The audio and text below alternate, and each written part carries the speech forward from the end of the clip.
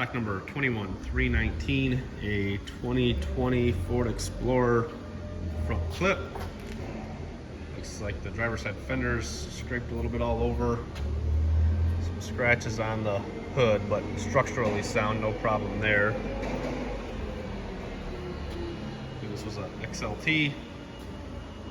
No park assist, but does have the fog lights. No front camera. Passenger side fender is good.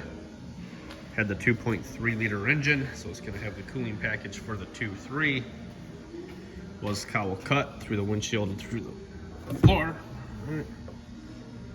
Got your washer bottle over there.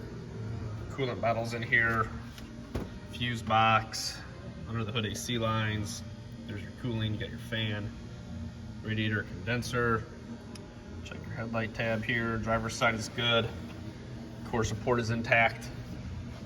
Passenger side headlight tab, good as well. Stock number 21319, 2020 Ford Explorer XLT in stock now.